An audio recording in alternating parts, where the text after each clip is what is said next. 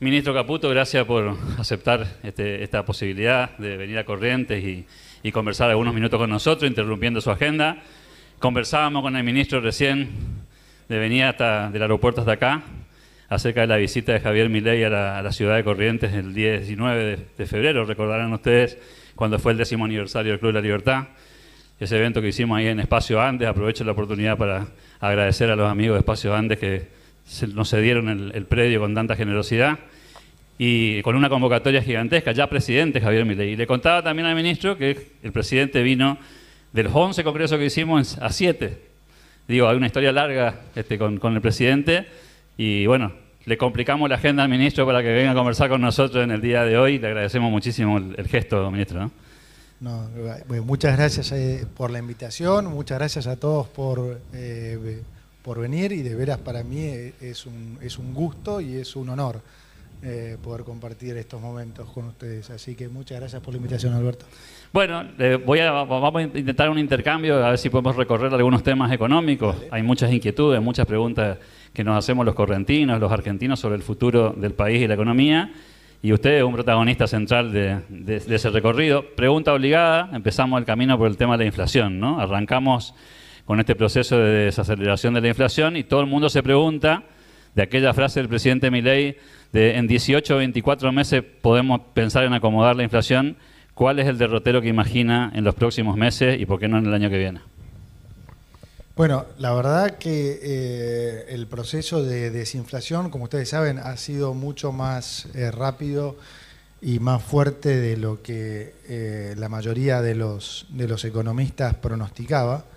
La verdad que si en diciembre con la inflación mayorista en 54%, con la inflación minorista en 25,5%, nos hubieran dicho que digamos, en octubre íbamos a estar enfrentando una inflación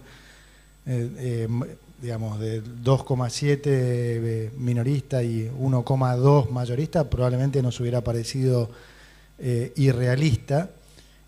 Pero también es importante resaltar que además se hizo recomponiendo precios relativos. Esto es, recuerden que veníamos también además de no solo con esa inflación heredada, sino además un montón de inflación escondida debajo de la alfombra, ¿no?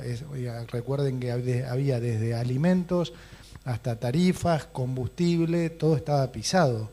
Entonces, sincerar esos precios, por supuesto, impacta en el índice. Entonces, la parte que nosotros más rescatamos de este proceso es que logramos hacerlo sin romper contratos, sin ninguna de las cosas que Argentina solió hacer en el pasado, como el plan Bonex y demás, sin, por supuesto, sin haber entrado en default, sin alguna hiperinflación previa, que en general esas correcciones de mercado después, por supuesto, hacen el trabajo sucio y a uno le hacen la salida más fácil. Nosotros logramos todo este proceso de desinflación realmente en tiempo récord, recomponiendo estos precios relativos y además en un lapso muy breve de costo a nivel de actividad, porque piensen que a nivel de actividad ya en agosto el estimador mensual de actividad económica dio igual que los niveles de diciembre. Y en octubre vamos a estar probablemente en los niveles de noviembre. Entonces, realmente lo más importante para rescatar de esto es que hoy ya hay evidencia empírica de que este es el camino correcto. Antes era una explicación nuestra, en particular del presidente durante su campaña. Mucha gente no le creyó, decía locuras y demás, y fíjense cómo hoy en realidad ya tenemos pruebas y evidencia muy contundente de que este es el camino. Entonces, al igual que en nuestras casas queremos tener nuestras cuentas en orden y ese es el principio para, digamos, crecer, ¿no? Entonces, tiene que haber una recomposición de país, tenemos que tener una visión más de largo plazo y una visión realmente de lo que queremos como país. Cuando veníamos para acá me contabas la cantidad de proyectos de infraestructura que no se han realizado y proyectos incluso que vienen de hace 50 años. Bueno, ¿qué prueba más contundente pueden tener ustedes aquí en Corrientes de que ese modelo no funciona? O sea, si no hay infraestructura no podés crecer. Y durante todos estos años, ¿qué se hizo? Un modelo en donde se prometieron un montón de cosas, plata siempre hubo, porque, digamos, pasa que se utilizó para otras cosas. Entonces, este modelo al que estamos yendo apunta hacia una economía sana. Y en una economía sana vienen las inversiones. Y si vienen las inversiones, aumenta el nivel de empleo y mejoran los salarios. Y ahí es donde nosotros estamos queriendo apuntar. Podemos decir que está zanjada la discusión, hablando de batalla cultural, sobre esta historia de decir la inflación es un fenómeno monetario o si es multicausal. Digo, porque los argentinos discutimos durante décadas sobre este tema como si fuera una discusión, pero pareciera que hoy la evidencia empírica, como decía el ministro, está mostrando alguna cosa más contundente, ¿no? Sí, yo creo que está, digamos, zanjada, por lo menos para gran parte de la población, ¿no?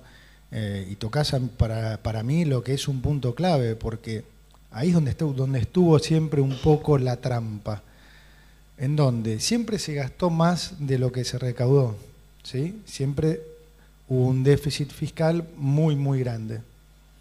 Y en realidad lo que la gente siempre percibió como los problemas, ¿no? Que eran digamos, la suba de precios, el exceso de carga impositiva, la suba del precio del dólar, los problemas de deuda. Eso no fue otra cosa siempre que la forma en que se financió ese desfasaje entre ingresos y gastos, ese déficit. Entonces, como se gastaba más de lo que se recaudaba, y bueno, primeramente, ¿qué era lo que se hacía? Se aumentaban impuestos. Ahora, ese aumento de impuestos hacía que para, digamos, los que tienen empresas sea cada vez más difícil competir y demás. Para otros directamente imposible pagarlos y se iban a la informalidad.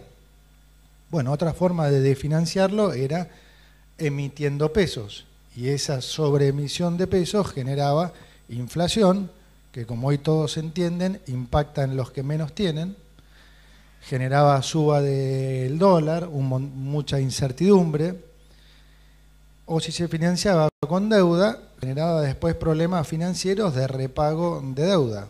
Y esos eran los problemas que la gente en sus casas percibían. Ahora, ¿cuál era la reacción siempre de la política contra esos problemas? Era echarle la culpa justamente a esas cosas que ustedes percibían. Entonces, el problema de la inflación no era que se emitían pesos para financiar gasto espurio, sino que los empresarios eran malvados y entonces había que controlar precios y poner leyes y medir las góndolas y hacer todo tipo de cosas que hemos visto los últimos 20 años. Si el problema era el dólar, eran los especuladores. Entonces, si ustedes compraban dólares, eran malvados, pero si los políticos los compraban ellos, estaba todo bien, ¿no? Pero si los compraban ustedes, eran especuladores o los fondos del exterior que nos prestaban plata para querer subrogarnos. Son todas tonterías, todas excusas para no querer resolver el problema de fondo, que era la cantidad de plata que ellos mismos gastaban. Y ese es el punto principal. O sea, la política en Argentina, durante ya muchísimas décadas, dejó de ser un servicio público, pasó a ser un negocio. La política es todavía, para muchos, un negocio. Entonces, cuando uno lo plantea así, entiende más todas las cosas que pasan, ¿no? Todas las peleas que hay. Incluso ahora, la cosa está claramente mejorando, ¿Por qué hay tanta pelea y demás? Y bueno, porque del otro lado, paradójicamente, muchos políticos no quieren que al país les vaya bien, porque es como que hay un botín ahí, y ellos lo que miran es el negocio, no que a la gente le vaya bien. Entonces, si no logramos cambiar digamos, ese concepto de país, esa forma de hacer política, es muy difícil.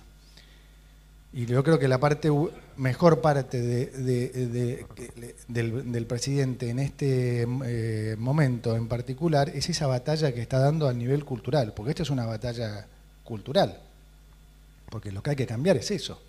Si nosotros queremos que la política esté al servicio de la gente y deje de ser un negocio, y bueno, es una batalla que obviamente vas a tener a quién en contra, a la política, porque ellos lo siguen viendo como un botín. Entonces, es muy importante la explicación, es muy importante que se entienda lo que pasó, que ustedes entiendan para que no sigamos más, digamos, comiéndonos ese relato de, digamos, genero pobres y después les doy algún subsidio para que me voten, y en el medio meto intermediarios para que también les hagan creer a la gente que esa es la forma, y en realidad es todo un puñado de gente que viene manejando el país hace décadas, multimillonarios, multibillonarios,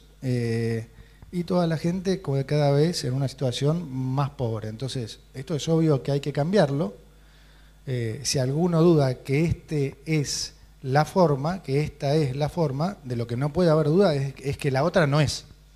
Entonces, convengamos por lo menos que vamos, aún para el que tiene dudas, yo le digo, bueno, al menos están probando algo diferente de lo que se recibió en los últimos 50 años, que no hay ni la más mínima duda que no es, ¿no? En el primer mes de gestión ya se hablaba de poner los números en caja, de acomodar las finanzas del corto plazo, del día a día, de esta cuestión vinculada al déficit fiscal, la inflación en proceso de desaceleración, y uno tiene la obligación de preguntarse, ¿y las corporaciones? ¿Y los anticuerpos de las corporaciones? Porque mucha gente dice, las reformas siempre tienen una resistencia, pero ya no de la sociedad, sino muchas veces de los intereses. ¿Es posible seguir haciendo reformas con los anticuerpos de las corporaciones? Es excelente pregunta. A ver, se puede, sí. Primero, lo que diría es, nosotros fuimos a una situación así de shock, digamos, entre otras cosas porque una de las características que se heredó, no una de las características, de los problemas que hemos heredado, no era solo la situación macroeconómica, digamos, colapsada, ¿no? Acuérdense que el 85% de la población pensaba que íbamos a caer en hiperinflación. No quiero aburrirlos con los detalles de la herencia, pero bueno, no había no había nada, ¿no? No había ni siquiera la plata de los ahorristas en el Banco Central, además de lo que era el nivel de inflación, lo que era el nivel de déficit, que teníamos 3 bases y media monetarias en pasivos remunerados, la plata que se debía en dólares a los importadores, la plata que había que pagarle al mercado, al fondo. Bueno, dije que no los iba a aburrir, los estoy aburriendo. Pero, hay una cosa, digamos, peor con respecto a eso, que eso se combinaba, además, con una situación que hace mucho más difícil como hacedor de política económica, que es que por todo lo que fue nuestra historia de los últimos 120 años, Argentina es un país que no tiene credibilidad. Y la credibilidad es la materia prima para hacer política económica. ¿Qué quiero decir con esto?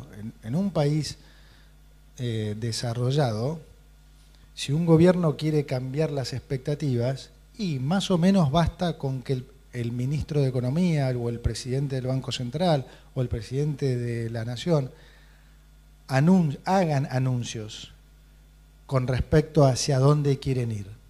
Y eso ya la gente les cree y de alguna manera cambia las expectativas. En Argentina eso no pasa.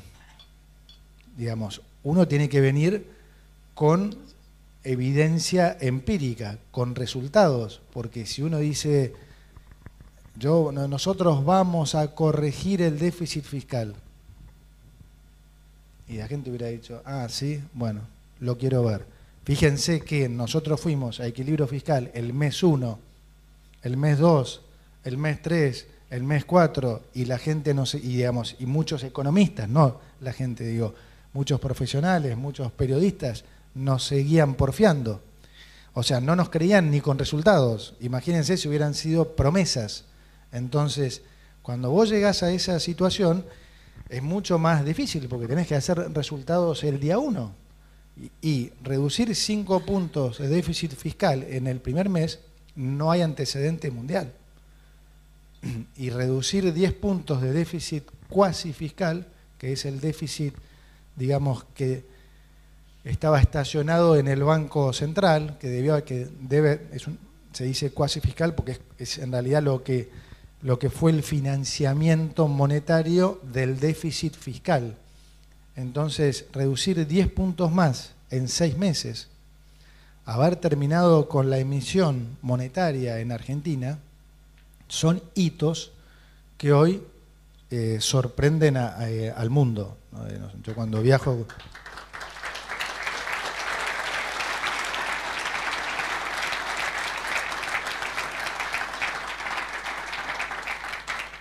de veras digo, cuando viajamos con el presidente en los distintos, a las reuniones oficiales como del G20 o cuando hacemos viajes, hoy realmente Argentina pasó a ser un ejemplo. ¿Hace cuánto que no lo éramos? O sea, los ministros más importantes del mundo ya nos dicen que el caso argentino se está estudiando en las mejores universidades. Están realmente impresionados de lo que hemos hecho y de los resultados.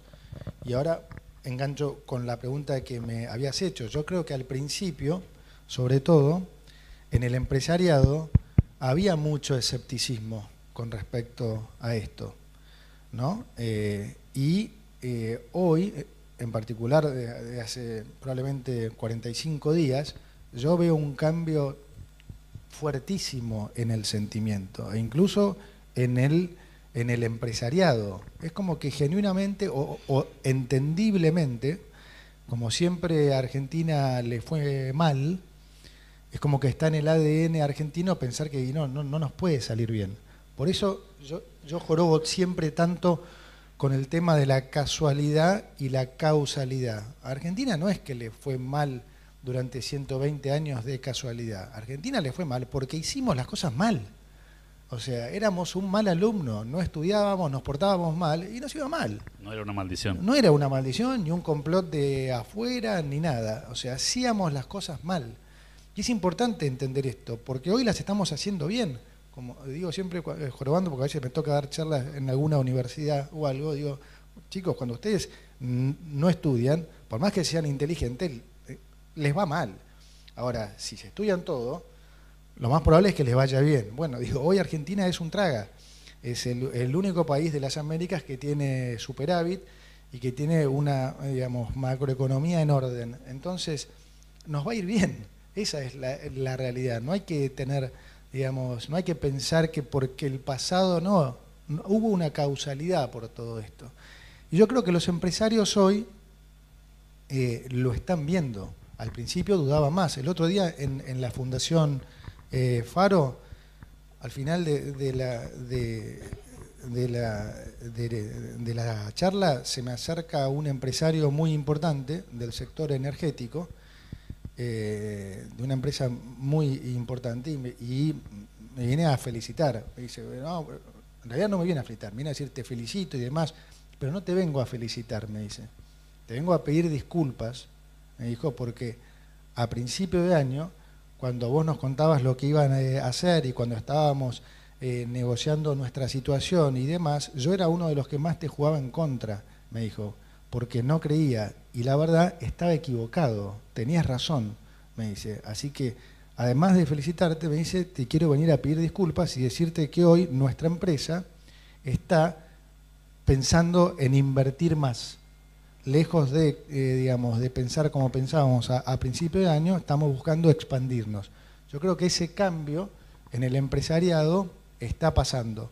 Va a ser un proceso de largo plazo, pero es un cambio importantísimo y ya lo estamos viendo, así que yo soy muy optimista. La mayoría de las encuestas dicen que la inflación dejó de ser una preocupación de los argentinos porque hay percepción de que estamos en el camino correcto de descenso, pero los argentinos somos muy especiales, ¿no? Ganamos en el Mundial 2022 y ya estamos preocupados por cómo va a ser el 2026, ¿no? Entonces estamos mirando al equipo a ver cómo va, a ver si gana el próximo Mundial o no, porque es casi una exigencia. El próximo Mundial probablemente, el de más corto plazo, tenga que ver con la reactivación económica. Y los detractores dicen, sí, bajaron la inflación, pero ¿qué está pasando con la actividad económica? Y me gustaría esa mirada respecto a este recorrido complejo también, seguramente evolutivo, pero fundamentalmente cómo imaginan la recuperación de Argentina en los próximos meses y años. Bueno, a nosotros nos sigue preocupando la inflación, obviamente que estamos muy contentos con los resultados, pero nos sigue ocupando y preocupando porque, como digo, nosotros tenemos que llegar a una inflación bastante más baja aún, ¿no? Como siempre explica el presidente y yo cuando tengo oportunidad, es un proceso que, digamos, se va a continuar, que en la medida que el tiempo pase, más vamos a dejar atrás los efectos negativos de la política monetaria del gobierno anterior y más van a prevalecer los efectos más positivos de nuestra política monetaria mucho más ortodoxa. Ahí hay un primer punto ya para generar este crecimiento que estamos hablando. Para generar crecimiento necesitamos estabilidad. Argentina no crece desde el 2011, o sea, hace casi 14 años que no crece. No es una casualidad que en esos 14 años no hayamos tenido estabilidad. O sea, es una condición para tener crecimiento sostenible en el tiempo, no que crezcamos un año porque salimos de una crisis y entonces ese año creció, pero al año siguiente volvés a bajar. Para que haya crecimiento sostenido, tiene que haber estabilidad, tiene que haber previsibilidad, para que todos ustedes puedan, digamos, proyectar a futuro sus negocios, sus trabajos, sus cuentas, todo. Entonces, lo más importante por ahora es generar esa estabilidad macro. Esa estabilidad atrae inversiones. Eso es una de las cosas que genera inversiones. Y ya lo estamos viendo también nuevamente. Fíjense que están empezando a haber inversiones externas, ¿no?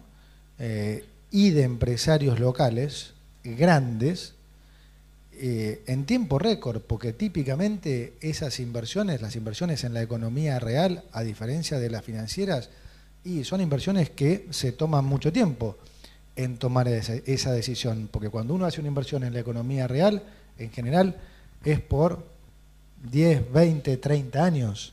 Entonces, si vos vas a hacer una inversión por 20 años, 30 años, y bueno, querés estar bastante más seguro de que la situación, digamos, va a estar bien. Entonces, veo como algo realmente... veo con muchísimo entusiasmo todos estos proyectos que estamos viendo en particular en el nuevo régimen de inversión, que no es otra cosa que hacia donde queremos ir en el futuro, si al país le va bien. Bueno, ese debiera ser, digamos, el nivel de carga impositiva y de beneficios que debieran tener todos. Hoy, como dije antes, ¿cuál es el problema con el que nos encontramos? El de que nuestro pasado nos condena. Hay mucha gente que con mucha lógica dice, bueno, para nosotros nos cuesta porque nos siguen cobrando impuestos a los débitos y créditos, doble IVA, tenemos retenciones. Tienen toda la razón del mundo. Ahora, para nosotros poder sacar esos impuestos, dado que nuestro pasado nos condena, necesitamos primero tener exceso de ahorro público, o sea, necesitamos tener superávit, porque si nosotros, por ejemplo, ¿qué les gustaría escuchar al empresariado? Bueno, mañana nosotros venimos y sacamos el impuesto al cheque, bajamos las retenciones, convencemos a las provincias para sacar ingresos brutos. Imposible, ¿no? Pero bueno, no importa, asumamos que logramos eso. Todos...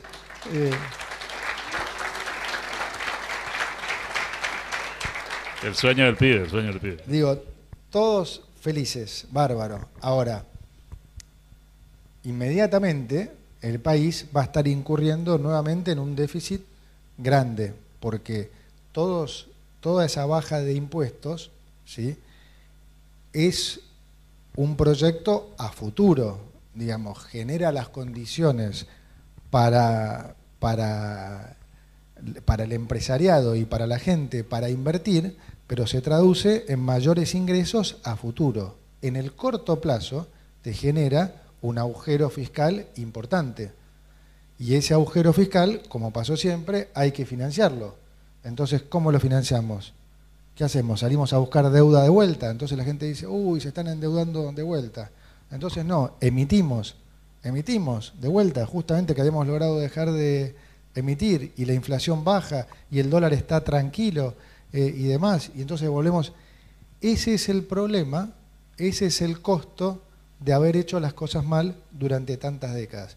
Por eso nadie hace lo que hizo Argentina, por eso los países típicamente no lo hacen, porque no es gratis hacer, digamos, seguir las políticas económicas durante tantas décadas que Argentina siguió. Tiene este costo. Ustedes me dirán, hoy hay países que tienen déficit fiscal y alto.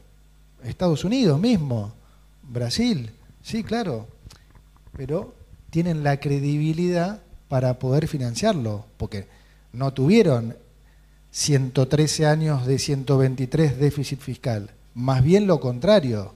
Entonces, si en algún momento de su historia se quieren dar el lujo de tener déficit porque tienen que financiar ciertas cosas, inversiones o lo que sea, bueno, esos países se lo pueden dar ese lujo. Argentina ya no. Entonces, nosotros estamos trabajando para poder bajar impuestos. Eso es a lo que hemos venido, a bajar la inflación, a bajar impuestos. Ahora, ¿cómo se va a lograr eso? Y primero tenemos que lograr tener superávit. Y para eso es muy importante que la economía empiece a crecer, cosa que ya se está dando, ¿sí? Salió en el último reporte de un banco importante americano, de JP Morgan, que la economía en el tercer trimestre, ya en este tercer trimestre, va a crecer el 8,5%. Es un número altísimo.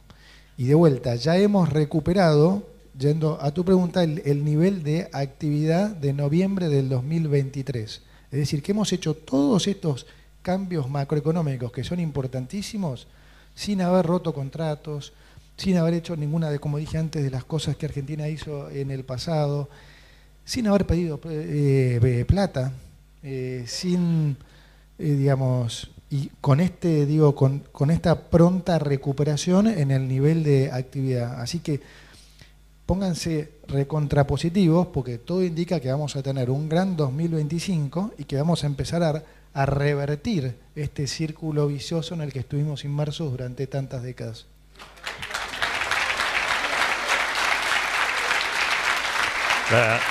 La discusión académica, la discusión política, siempre anda rondando alrededor de la discusión sobre el tema del cepo, ¿no? Que hay que salir, que más rápido, que más despacio, que cómo. Y ha habido algunos anuncios en esa dirección que nos gustaría conocer un poco en profundidad. Es salimos del cepo, sí, no, cuándo, y si el Crowley Impact pasa de este 2% al 1%, ¿por qué no cuándo? Bueno, del cepo sí, claramente vamos a salir en el 2025. Hemos venido saliendo, como bien sabés, desde el principio. Fuimos sacando gradualmente, este no es el cepo que hay hoy, claramente no es el que había a principio de año. se han normalizado las importaciones, hemos hecho muchísimos arreglos, digamos. Ahora, en cuanto al tiempo, nosotros siempre dijimos que nos hemos fijado condiciones para salir y no fechas. ¿Por qué? Porque la verdad es que no somos magos y no, digamos, sí sabemos cuáles tienen que ser las condiciones para salir, pero sería tremendamente arrogante de nuestro lado ponerle una fecha a cuándo esas condiciones se van a dar. Entonces, sí siempre fuimos bien claros y de alguna manera también difiriendo con muchos colegas en que el proceso iba a ser tal que el paso del tiempo no nos iba a jugar en contra, sino a favor.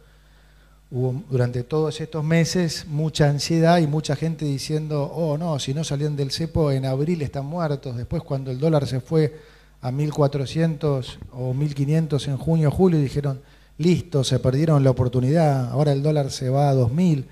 Nosotros volvimos a explicar el programa, yo incluso hasta públicamente, y algunos me criticaron por eso, dije, el dólar libre va a converger en el dólar oficial, como está armado este programa desde el punto de vista fiscal, monetario, cambiario y financiero, eso que están esperando muchos, sencillamente no puede pasar.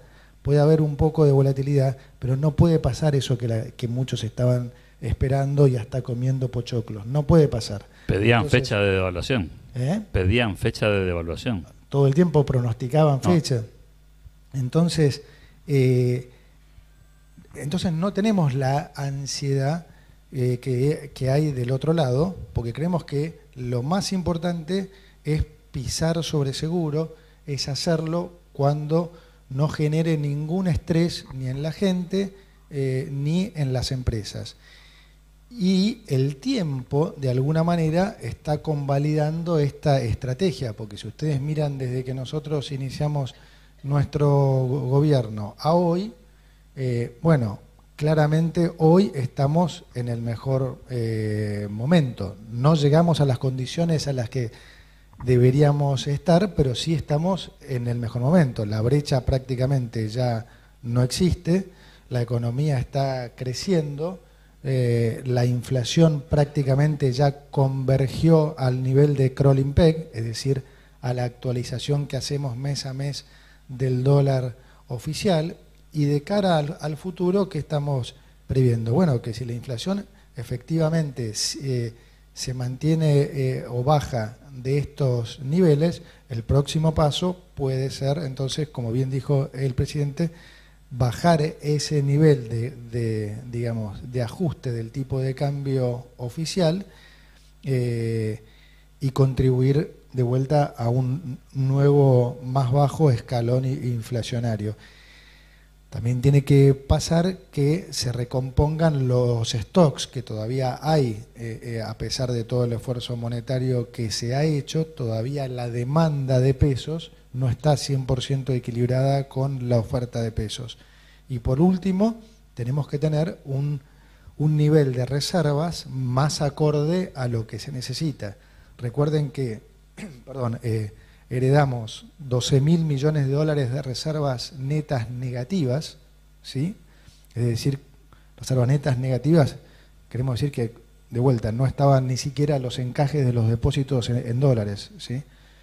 Hoy, a pesar de haber comprado 19.000 millones de dólares, como hubo que hacer muchos pagos, todavía tenemos reservas netas negativas. Y es muy importante recomponer ese nivel de reservas. Para eso estamos hablando con el Fondo Monetario Internacional sobre un nuevo programa que, entre otras cosas, va a implicar una infusión de dólares para sanear más rápidamente el balance del Banco Central. Una vez que se den todas esas condiciones, vamos a poder salir de las restricciones, pero para mí es importante transmitirles dos cosas. No compren el cuento ese de que no vamos a poder crecer sin salir del cepo, porque la evidencia empírica ya muestra que no es cierto, y la historia también Chile en los 80, Corea en los 90, China en los 2000, todos son casos de países con controles cambiarios que crecieron durante varios años. Nosotros igualmente pensamos sacarlo el año que viene, es decir, que para alguien que viene a invertir en el país a 20 o 30 años, créanme que no le impacta si la salida de las restricciones cambiarias son en abril, junio, agosto u octubre del año que viene. Entonces, nosotros la prioridad es hacerlo bien, pisar sobre seguro y que la gente no tenga problemas. Parece que 2025, ministro. 2025 confirmado. Bien, tenemos título. La pregunta que nos hacemos en este Congreso de Economía Regional, le contábamos al ministro que todos los años elegimos un tema central para nuestra conversación, y este año fue la internacionalización de la economía, que tiene que ver con el paso siguiente a la estabilización, el de integrarse al mundo, el de la apertura. Y claro, ha habido noticias en las últimas semanas en relación a esto, que tiene que ver con el anuncio de la posibilidad del Tratado de Libre Comercio con Estados Unidos, la conversación del G20, los diálogos, ¿por qué no?, con China, esta discusión sobre el tema de la Comunidad Europea. Nos interesaría conocer un poco si es que en esta dirección hay una hoja de ruta para recorrer este proceso paulatino de apertura económica. Sí, claramente la hay. Nosotros queremos abrirnos más al mundo, al comercio, porque eso implica para la gente poder adquirir mejores bienes a un mejor precio. Entonces, la parte en la que tenemos que ser cuidadosos es en cómo llegamos ahí, porque hoy Argentina tiene en algunos casos precios mucho más altos que los precios internacionales, pero producto que nosotros cobramos impuestos que no debiéramos cobrar, que son impuestos tremendamente distorsivos.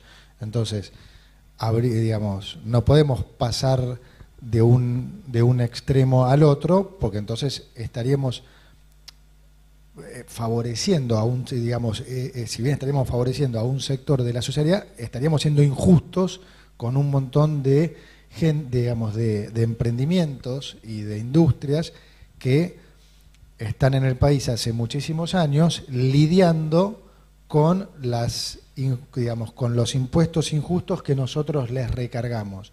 Entonces, si nosotros queremos ir a un nivel más competitivo para que la gente de vuelta pueda acceder a mejores bienes a un mejor precio, también tenemos que nivelarles la cancha a los empresarios para que puedan competir en condiciones justas.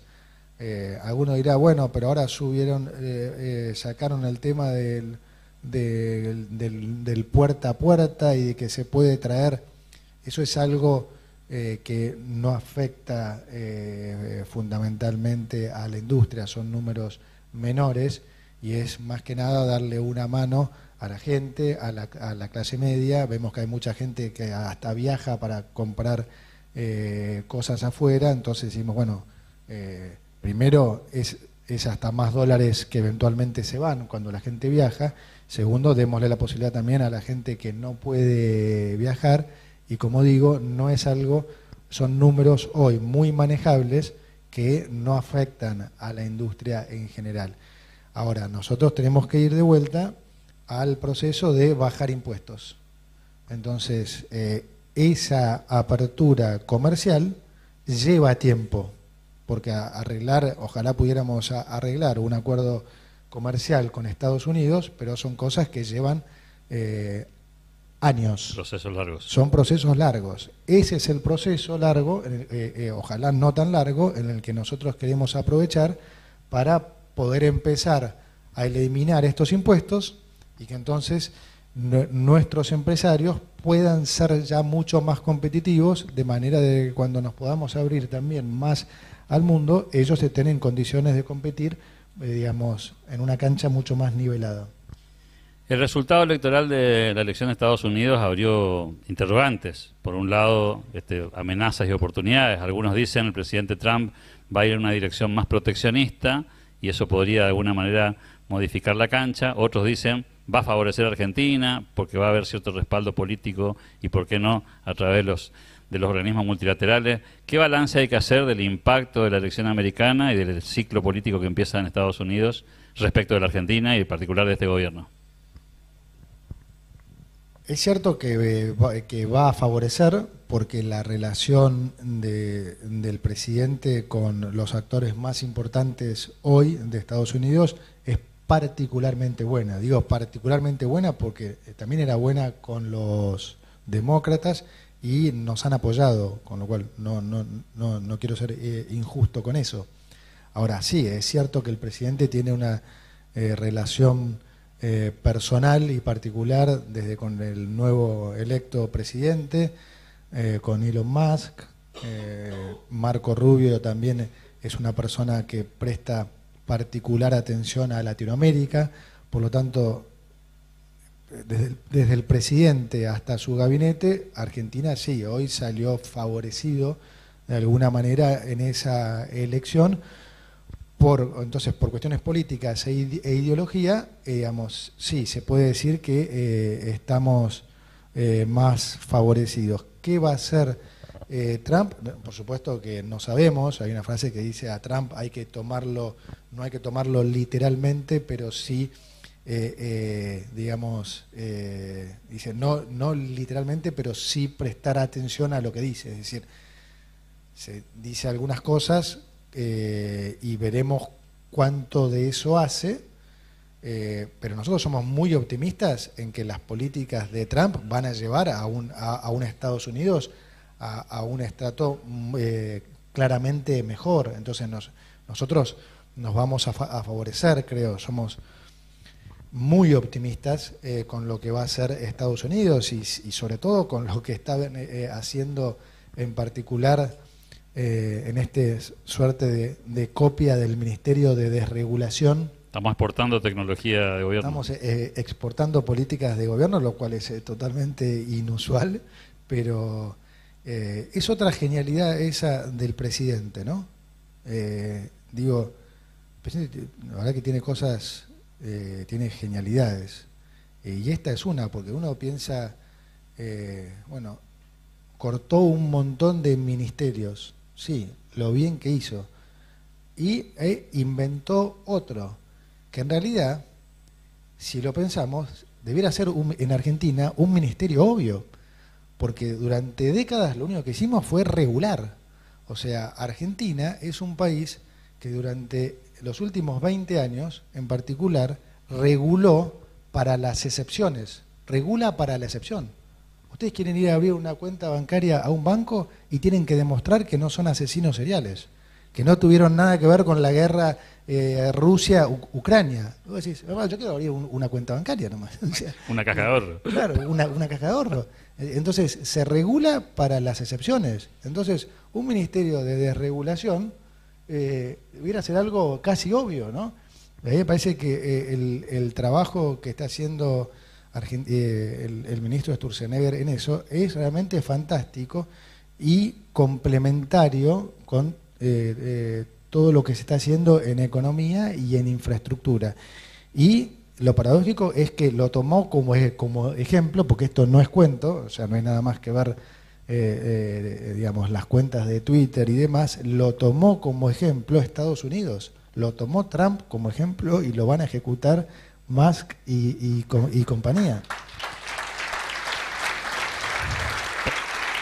También el mundo se pobló de regulaciones y de cosas de estas. No se imaginan la tensión que ha generado el presidente y sus políticas en el mundo. Es realmente difícil de creer si uno no lo ve. Yo viajo y me da casi lástima que no se sepa eso, ¿no? Yo me acuerdo siempre que la primera vez que volvimos de Davos en enero, se lo dije a un grupo de amigos míos, ¿no? No saben lo que es el presidente, es una revolución. Digamos, había otros presidentes, digamos, de países mucho más importantes, pero al lado de nuestro presidente, o sea, no existían. Y yo vi que mis amigos me miraban con cara de, bueno, está un poco fanatizado, ¿no? Pero hoy, 11 meses después, ya no hay ninguna duda que tenemos un presidente que es una de las 2, 3 voces más importantes del mundo. Y eso, valorémoslo, porque es inédito. Nosotros somos Argentina, o sea, no es que tuvimos muchas veces un presidente que tenga este nivel de importancia. ¿Y en qué se traduce para la gente? Porque bueno, ¿nos sirve tener un presidente tan importante? Obvio que sirve. Es un faro de atracción, es un atajo hacia las inversiones. Mucho de esto de las inversiones que estamos viendo, ¿sí? Típicamente, como dije antes, tardan años en venir. Ahora están viniendo en tiempo récord porque le creen al presidente y porque ven el nivel de convicción y de compromiso que tiene con las ideas que predica. Es espectacular eso. La última, ministro, así cumplo con el compromiso del tiempo. La última pregunta tiene que ver más con lo local o con lo regional, si se quiere. Veníamos hablando con el ministro el recorrido hasta aquí sobre las obras de infraestructura que siguen pendientes en Corrientes, algunas soñadas, algunas planificadas, otras en proceso. Pero hay un tema que fue noticia esta semana, que tuvo que ver con la privatización de la hidrovía, un tema que también para Corrientes pega y muy fuerte, porque nosotros vemos pasar todos los días aquí las barcazas y somos parte de un derrotero en nuestro hermoso río Paraná, y es un tema de discusión para nosotros también, así que nos gustaría conocer lo que nos pueda contar al respecto. Sí, la hidrovía digamos, estratégicamente es una vía clave, funciona mal, como ustedes saben, todos acá. Da bastantes pérdidas, si mal no recuerdo el año pasado fueron casi 100 millones de dólares, 94 millones de dólares. Funciona mal, digamos, diferentes niveles de dragado, barcazas que no pueden venir al 100% justamente porque el dragado no lo permite, problemas de balizamiento. Entonces, nosotros somos, como saben, de la teoría de que el sector privado puede manejar estas cosas mejor. Entonces, bueno, digamos, vamos a reconcesionar esto con la idea de justamente eficientizar, de que el sector privado lo haga de una manera mucho más compatible para lo que son las necesidades del NEA, esencialmente, y del país. Entonces, va a haber mejor dragado, va a haber más lucha contra el narcotráfico, va a haber seguramente mejor balizamiento, va a ser mucho más eficiente, van a poder participar las mesas locales en las discusiones sobre cómo seguir mejorando esto, y nos parece que estos son, digamos, como digo, cambios culturales que tenemos que darnos y tenemos que llevarlos a cabo, porque esto es lo que también genera la corrupción en el país que tanto daño hizo. Todas estas, digamos, ahora cambio para, digamos, para lo que son las empresas estatales y demás. Nosotros, ¿por qué somos más de la teoría de venderlas que de eficientizarlas? Porque eficientizarlas no es suficiente, porque el día de mañana uno se puede ir, puede volver otro, y vos la eficientizaste, pero si vuelve otro con las mismas intenciones, la vuelve a corromper, ¿no? La Casa de la Moneda, que acabamos de desarrollar, es un buen caso de ejemplo. Durante el gobierno de Mauricio Macri se eficientizó mucho y quedó una empresa razonable. Bueno, después Macri se fue, volvieron otros, y la Casa de la Moneda es un desastre, donde no imprime billetes, pierde un montón de plata, está mega endeudada y hasta tiene un jardín de infantes para los chicos de los que trabajan ahí, mientras pierde millones y millones de dólares. Entonces,